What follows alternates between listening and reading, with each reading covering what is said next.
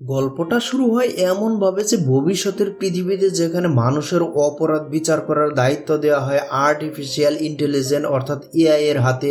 তে মানুষ ভাবে যে এটা নাকি সবচেয়ে ফেয়ার বিচার ব্যবস্থা, কিন্তু সত্যি কি তাই?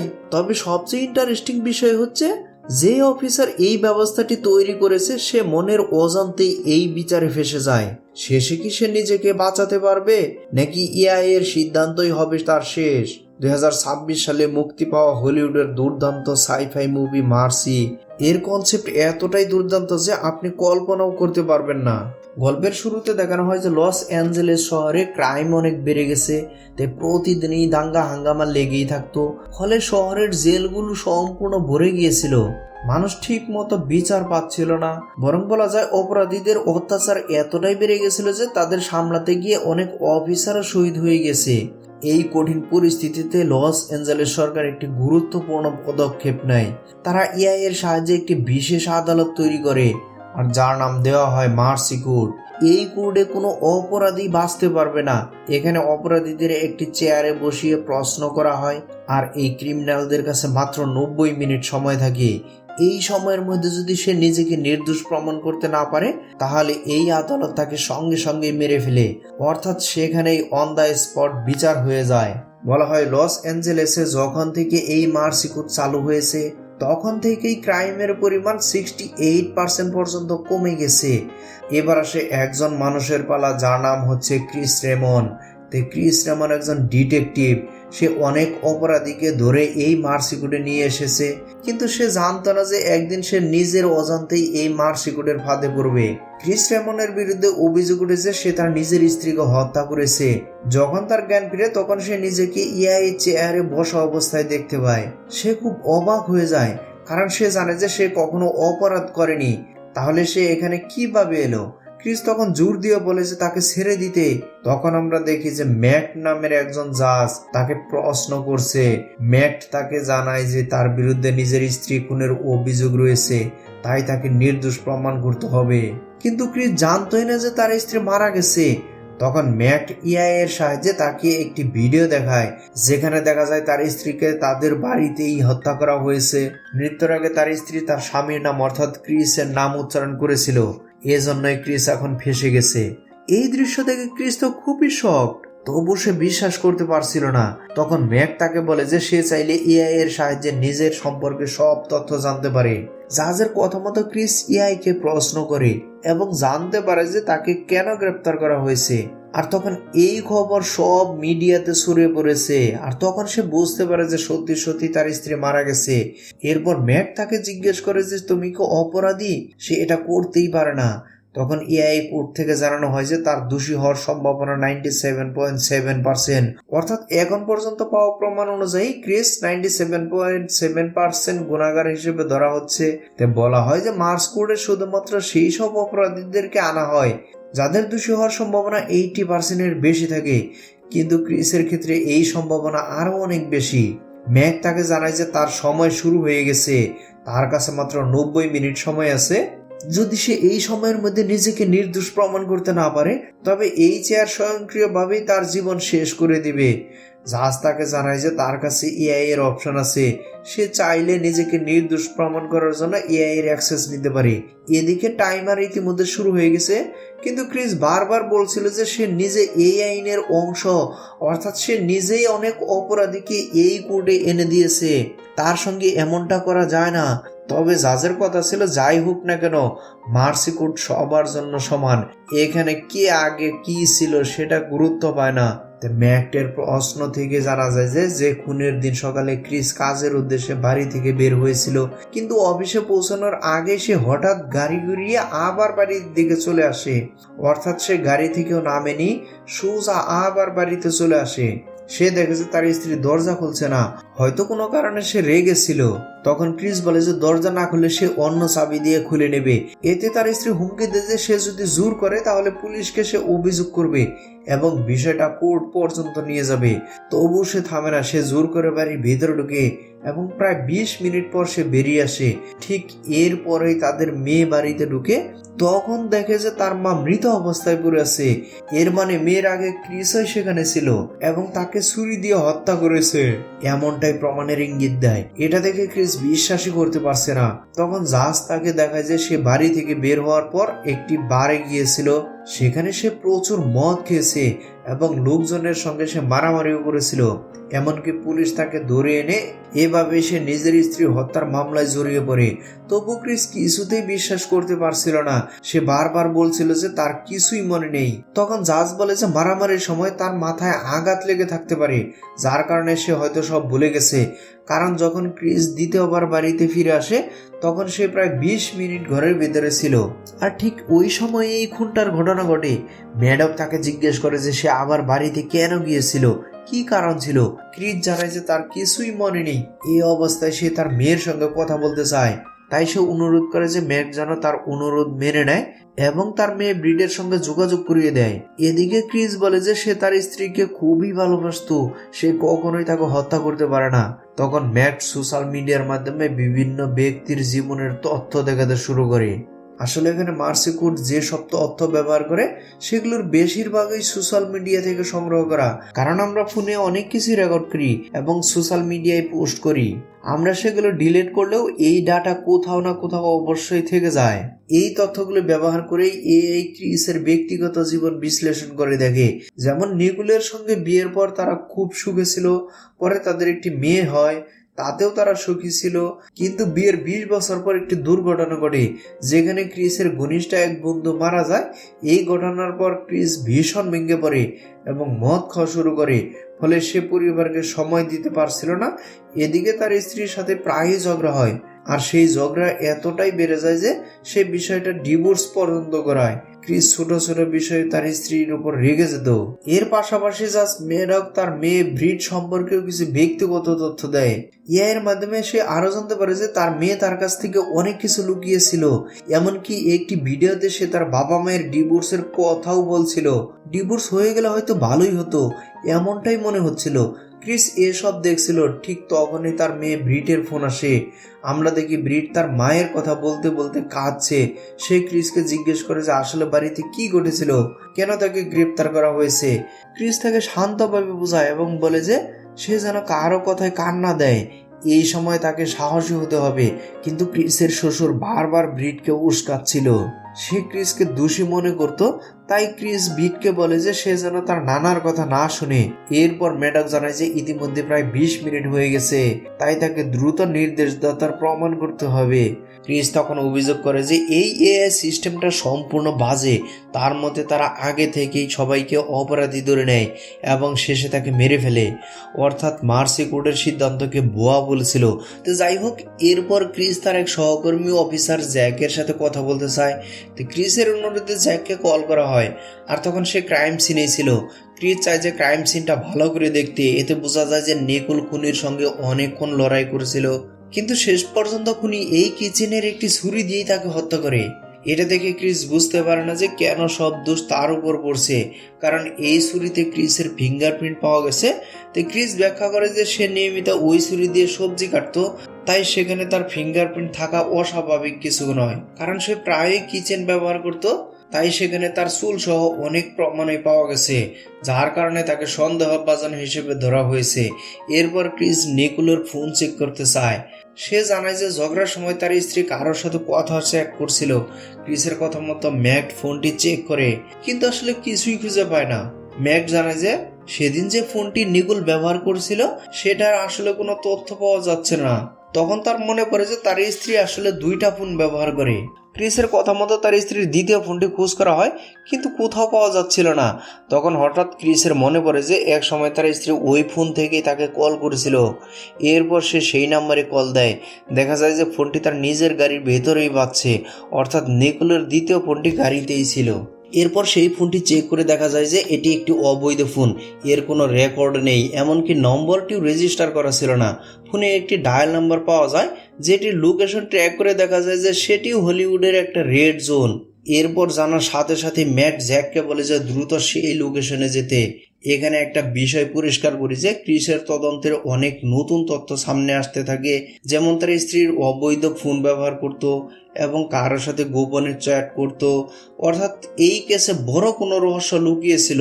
ফলে সন্দেহের দিকটা শুধুমাত্র ক্রিসের দিকে না থেকে অন্য দিকেও যেতে শুরু করে। এরপর ম্যাকডে জানায় যে এখন ক্রিসের দোষী হওয়ার সম্ভাবনা 96.7% হয়েছে, মানে 1% কমে গেছে। 90 মিনিটের মধ্যে এই সম্ভাবনা প্রায় 92% পর্যন্ত নেমে আসে। এদিকে জ্যাক হলিউডের রেড জোনে পৌঁছে যায়, আর সেখানে থাকা দাঙ্গা চলছিল, তাই সে সহজে কাউকে খুঁজে পাচ্ছিল না। পরে ম্যাক তাকে সঠিক লোকেশন জানায়, যা একটি হোটেলে ছিল। জ্যাক হোটেলে পৌঁছালে একজন লোক তাকে দেখে পালানোর চেষ্টা করে। জ্যাক এবং তার টিম অনেক কষ্ট করে তাকে ধরে ফেলে। এরা জানায় যে লোকটির নাম হচ্ছে প্যাট্রিক মার্ক, সে ওই হোটেলে কাজ করে।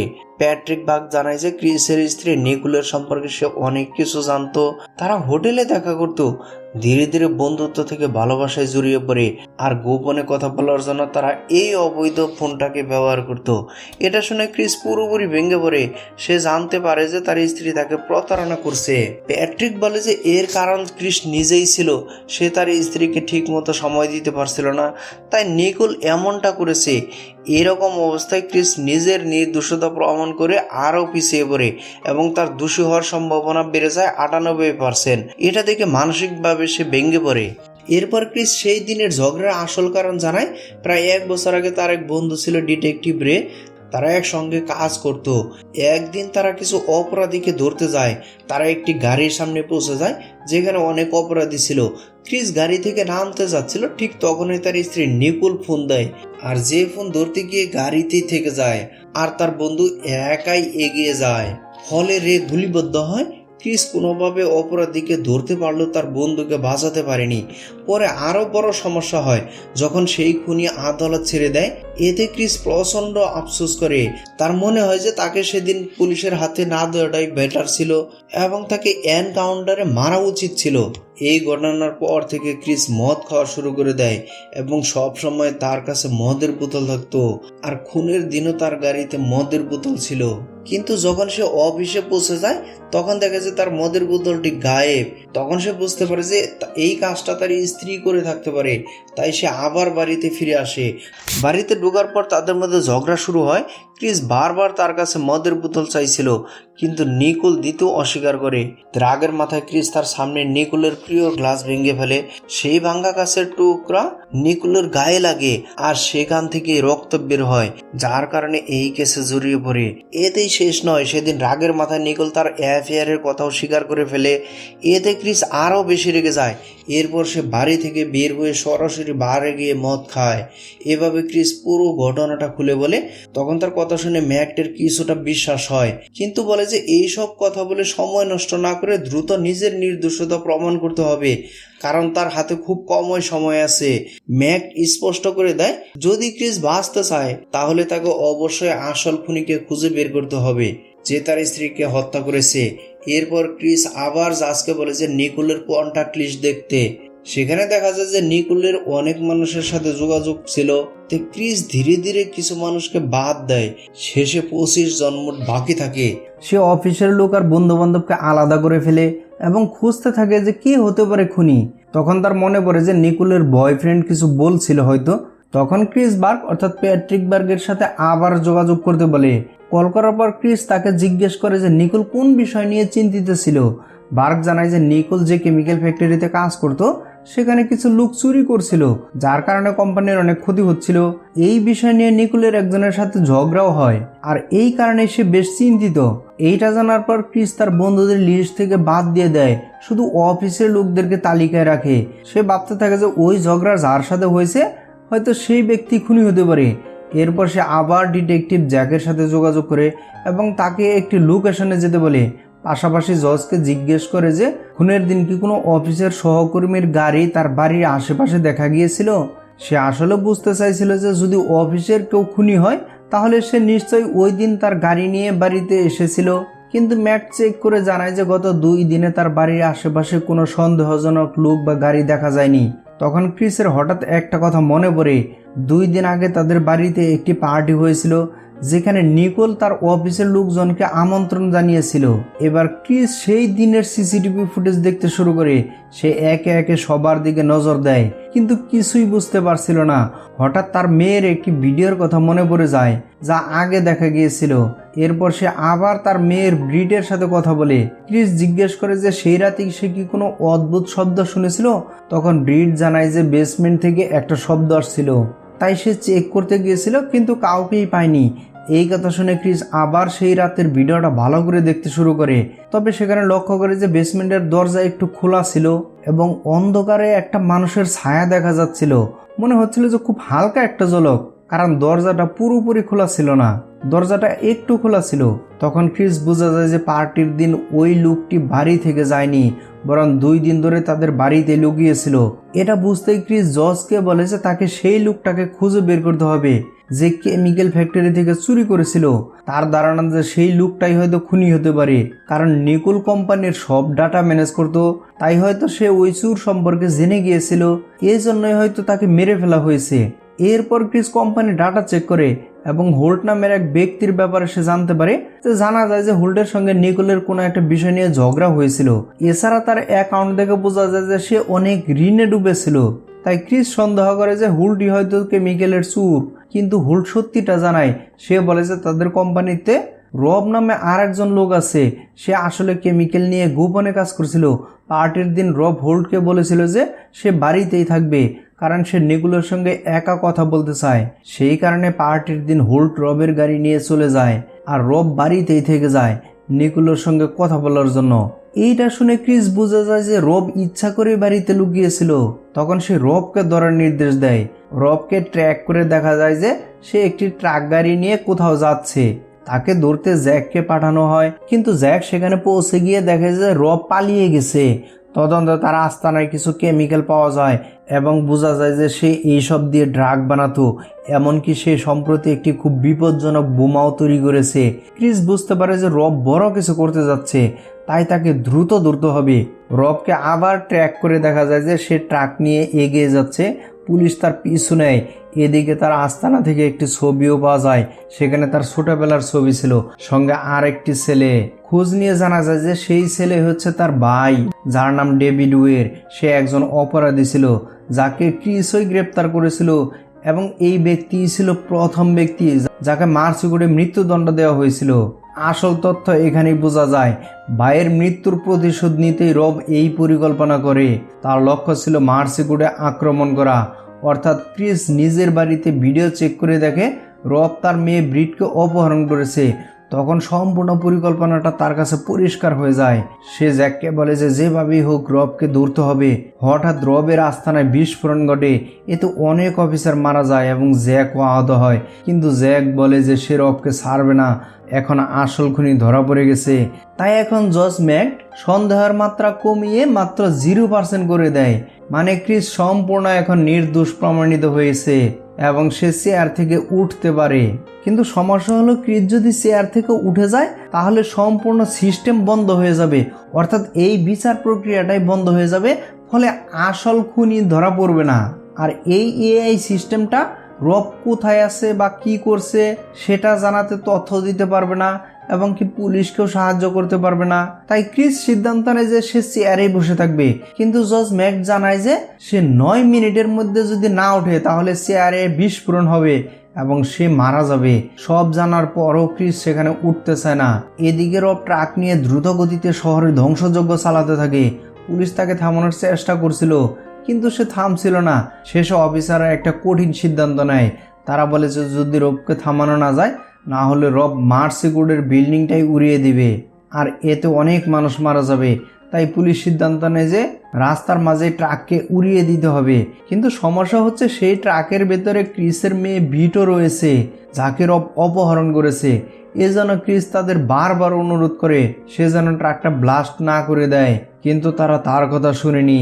এরপর আমরা দেখি যে অফিসাররা একটি ড্রোনে বোমা লাগিয়ে ট্রাকটাকে উড়িয়ে দেওয়ার চেষ্টা করে, কিন্তু জজ ম্যাক্স সেই বোমাটিকে ডিফিউজ করে দেয়। মানে সেও এই সিদ্ধান্তকে সঠিক মনে করেনি। এরপর আসে ভয়ঙ্কর বিপজ্জনক ঘটনা। রব দ্রুত গতিতে ট্রাকটি বিল্ডিং এর ভেতরে ঢুকিয়ে দেয়। এতে মার্সি কোড ব্যাপকভাবে ক্ষতিগ্রস্ত হয় এবং সম্পূর্ণ সিস্টেম ধীরে ধীরে কাজ বন্ধ করে দেয়। এদিকে ক্রিসের হাতে 1 মিনিটেরও কম সময় থাকে। সে জজকে বারবার বলছিল যে তাকে চেয়ার থেকে বের করে দিতে, কিন্তু সিস্টেম খারাপ হয় জজ তা করতে পারে না। শেষ মুহূর্তে কোনোভাবে সিস্টেম অফ হয়ে যায় এবং ক্রিস চেয়ার থেকে বেরিয়ে আসে। এরপর ক্রিস কোনোভাবে রবের কাছে পৌঁছে যায়, কিন্তু রব তখন খুবই রেগেছিল। সে ক্রিসের মেয়েকে বন্দুকের মুখে রেখে তাকে আত্মসমর্পণ করতে বলে, পাশাপাশি সে বোমা বিস্ফোরণেরও হুমকি দিচ্ছিল। এই সময় ক্রিস একটি বুদ্ধি খাটায়, যেন এইখানেই রবের ভাই ডেভিড ওয়েবের বিচার আবার শুরু হয়। ক্রিসের কথায় জজ সঙ্গে সঙ্গে রবের সামনে তার ভাইয়ের কেস পুনরায় চালু করে। জজ বলে যে সে চাইলে তার ভাইকে নির্দোষ প্রমাণ করতে পারে। আসলে রবের ভাই ডেভিডকে একটি খুনের মামলায় গ্রেপ্তার করা হয়েছিল, যদিও সেই খুন করেনি এই সত্যিটা রব জানতো। তখন ডেভিডের মার্সি কোর্টে বিচার চলছিল। তখন জ্যাকের কাছে একটি ফোন কল আসে, যেটা প্রমাণ করতে পারতো যে ডেভিড নির্দোষ। কিন্তু জ্যাক একটি বড় ভুল করে। সে সেই ফোন কলটি কেটে দেয়। সে সেই ফোনটি ফেলে দেয়, কারণ সে চেয়েছিল যে মার্সি কোর্টে তাদের দ্বারা প্রথম অপরাধী যেন শাস্তি পায়, যাতে তাদের নাম হয়। এই কারণে ডেভিড নির্দোষ প্রমাণিত হতে পারেনি এবং কোর্ট তাকে মৃত্যুদণ্ড দেয়। এই অন্যায়ের কারণে রব এতটা ক্ষুব্ধ ছিল এবং সে পুরো মার্সি কোর্ট ধ্বংস করতে চেয়েছিল। শেষে ক্রিস সুযোগ নিয়ে রবের কাছ থেকে ডিটোনেটর কেড়ে নেয় এবং তাকে ধরে ফেলে। তাই বন্ধুরা, এই গল্প থেকে বোঝা যায় যে মানুষ হোক বা এআই হোক, সবার থেকেই ভুল হতে পারে। এভাবেই গল্পের সমাপ্তি ঘটে। তো বন্ধুরা, ভিডিওটি কেমন লাগলো অবশ্যই কমেন্ট করে জানাবেন। আর চ্যানেলটি সাবস্ক্রাইব করে না থাকলে অবশ্যই চ্যানেলটি সাবস্ক্রাইব করে পাশে থাকা বেল আইকনটি প্রেস করে রাখবেন। খুব শীঘ্রই নতুন আরেকটি ভিডিও নিয়ে আসতেছি। সে পর্যন্ত সবাই ভালো থাকবেন। Bye bye, take care.